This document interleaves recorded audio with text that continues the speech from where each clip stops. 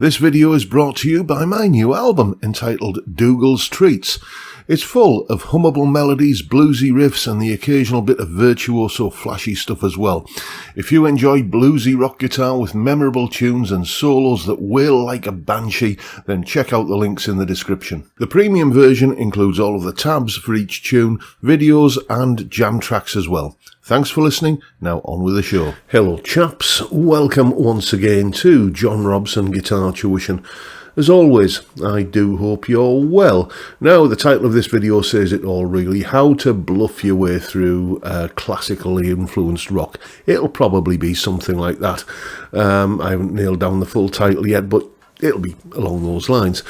And, what I'm talking about here are the guitarists like, I guess, Ritchie Blackmore is the poster boy for this style of playing, where rock started to move away from its blues roots in terms of where it was getting its influences from, and was looking at, the European classical music tradition. And then, of course, this all turbocharged in the 80s with the arrival of a certain Mr. Malmsteen and his neoclassical brethren. You know, the people like, what was he called? Tony McAlpine and Vinnie Moore. And, yes, Dave Chastain. Not Dave Mustaine, but Dave Chastain. Anyone else remember him? What's he up to these days? With it was always called neoclassical, but getting a little bit nitpicky for a moment, they always seem to be more referencing Baroque composers like Paganini and so on, but I digress. It's a style of music which many people often think is reliant upon absolutely superhuman levels of technique, which certainly I don't possess. But that doesn't mean that you can you just write it off, that there's nothing you can gain from it, there's nothing that you can't do with it. Once you have an understanding of the structure of it, you can throw a little bit of that flavour in from time to time, even if you don't have Yngwie Malmsteen levels of technique. And to prove that, here's me with a little tune I cobbled up yesterday afternoon and finished off this morning, which has, I think, something of that flavour.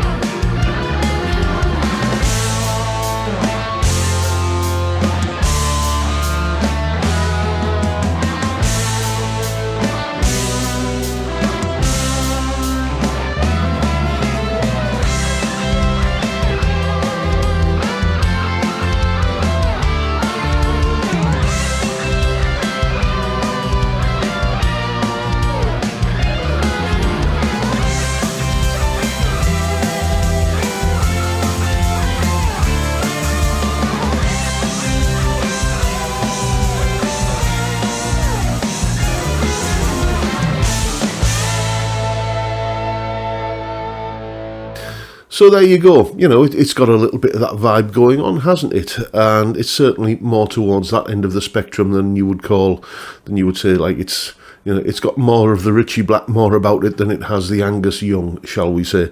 And here's some information on how I put it together. Here is the explanation. Okay, if we're going to write something that's largely centred around A minor, a good starting place is to look at the A natural minor scale. There it is there. A, B, C, D, E, F, G, just if you want to think of it as just being the white notes on a piano keyboard, or you can think of it as just a C major scale but reorientated towards the A note. That's going to be one of the scales that provides a lot of the content in this tune. We're then going to just tweak that slightly and turn it into an A harmonic minor scale. As you can see, identical note content, the only difference being that the 7th note, the G, has been raised to a G sharp. So let's have a look and see what chords these scales will give us. In A natural minor, we have an A minor, B minor 7 flat 5.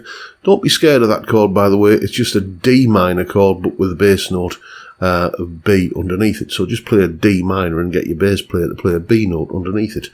Simples. Then a C major chord, the aforementioned D minor, E minor, F and G. And let's see what effect changing that G note in the natural minor has on the chords when we do that to make the harmonic minor. Well, you can see we've still got the A minor, the B minor 7 flat 5, the C chord has become a C augmented, D minor remains unmolested, the E minor has become an E7, the F remains the same, and the G that's in the natural minor becomes a G sharp diminished 7th chord. And well, let's have a look at how all of these chords go together for the chord sequence for the tune that we heard. There it is there. Now, let's just break that down a little bit. What I'm going to do now is get the highlighting pen out, or the digital equivalent at least, and I'm going to highlight all of the chords which come from the A natural minor. There we go. We can see those in that sort of, what colour would you call that? Mustard? I don't know. But yeah, I mean, obviously there is some overlap. You could call the B minor 7 flat 5 chord, for example, or the A minor chord, or the D minor chord, or the F chord, or a bunch of them. You could spot those coming from the harmonic minor, but unless there's a reason to label them as something other than the obvious choice, which is natural minor, then we'll just label them as natural minor chords. Let's fill in the gaps with the remaining chords.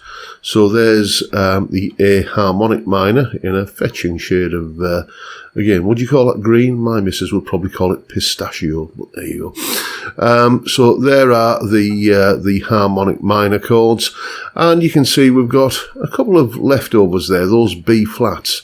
Where are they from then? Well, let's have a look. I didn't tell you about this earlier, but there is another, well, more than one other place that you can find an A minor chord or tonality. In this case, we're looking at the A Phrygian mode. Don't be scared of it. It's just an F major scale, or the key of F major, but with the emphasis placed on the A minor chord, and that there gives us the B flat chord that was hitherto unexplained. And you get this kind of thing happening a lot in this style of music, where the chord sequence will be just that little bit more sophisticated, shall we say, where it's ducking and weaving between different iterations of the same key, or different tonality, or different versions of the same tonality. So natural minor, harmonic minor, Phrygian mode, just bobbing and weaving between those different places, which all have the A minor chord in common. So that takes care of the chord sequence, but what about the lead guitar parts? Well, regular viewers to this channel will probably be able to predict what I'm going to start talking about now. It is chord tones. We're dealing with something here which has a little bit of a classical influence, and if there's one word that we tend to associate with the word classical, it is composer. And this entire piece was composed. It wasn't improvised. It's something I kind of worked out in advance. And you can start off just by a basic minor pentatonic, for example, in all of its guises.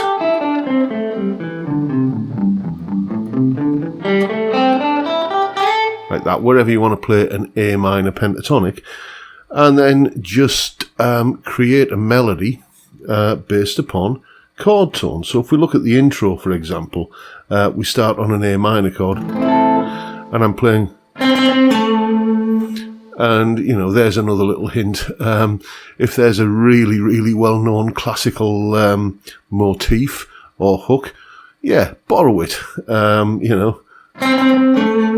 It's a little bit of Beethoven for you there, and then just that's the A and the C from the A minor. Then we go down to the F, and in an F chord we have F, A and C, so I'm going the A note and the F note.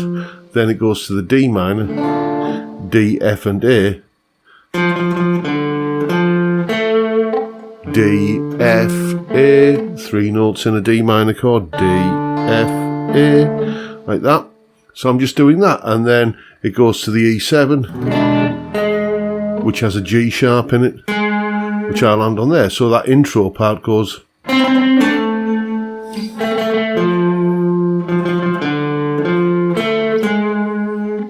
like that. And you know, you could break that down and say it's arpeggios or it's part of the harmonic minor scale.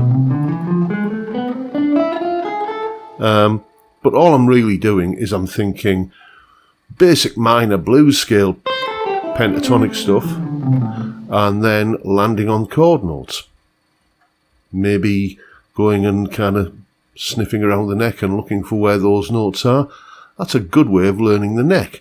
You know, much better than trying to memorize some Mel Bay wall chart or something like that. You know, if you've put in 5 minutes effort looking for where a note is, and then when you land on it, it sounds great, then that effort has been rewarded. Effort leading to reward, it's how you learn. And then, you know, the main melody there that we came in with for the verse section.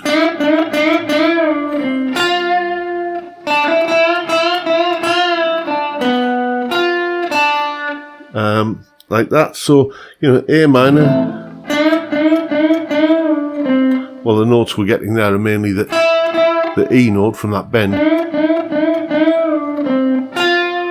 Then land on the F note when the F chord comes along, because F obviously has an F note in it.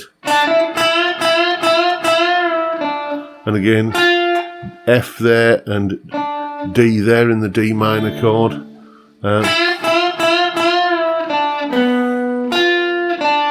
And then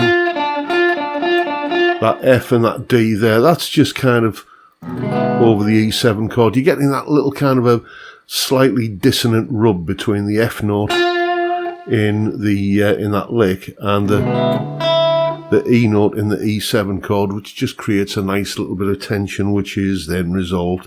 It's all music is about, really. It's about tension and release. You know, creating some sort of dissonance that is then resolved. It's what makes music interesting to listen to. So, you know, just chord tones. You know, when we get on to like the B section, the chorus.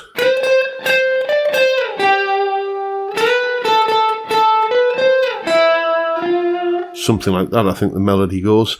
And again, you look at all of the notes in that little slice of melody there. That's a prominent note, so is that. That's a C note, that's a G note, both of those are in the C chord, and so on.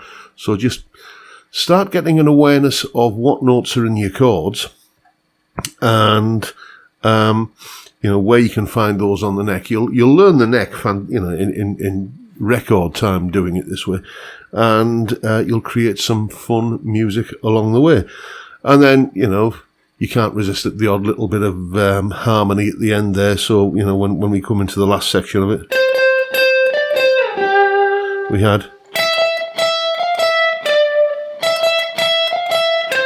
that, I beg your pardon. So just creating harmonies. I've done videos on harmony guitar parts in the past, so maybe I'll link to one of those in the description. So a combination of natural minor and harmonic minor with maybe a little bit of something else like Phrygian mode or Dorian mode thrown in, and a strong emphasis on chord notes in the melody, and you're going to start getting somewhere close to the sound of this style of music. Now you know what to do. Go away and have some fun with it. And as always, you'll find a full tab for the tune in both Guitar Pro and PDF formats, along with a clip of me playing it, that explanation you've just seen there, and a jam track to play along with yourself. That's all up on my Patreon page. There's the address. Link in the description. As I'm sure you know by now, $3 or about £3 a month gets you access to all of these additional goodies that go along with these YouTube videos. And of course, a massive, massive thank you to everyone who supports me in that, or any of the other ways, all of which are downstairs in the description. That's pretty much it for today, folks. Hope you've enjoyed the video and found it useful and informative and maybe even a little bit entertaining. If that's the case, please hit the subscribe button and the notification bell if you haven't already done so. Why not drop me a like as well while you're at it? Of course, don't forget the live stream every Friday, 5 p.m. UK time. We drink beer and we chat, and that's about the size of it. It's a great way to kick off the weekend. I'd love to see you there if you can make it, but for now, I'll bid you all a good day and say thank you so much for watching. Thank you for your time. Look after yourselves, folks. Stay well, stay safe, and above all, stay sane. Bye for now.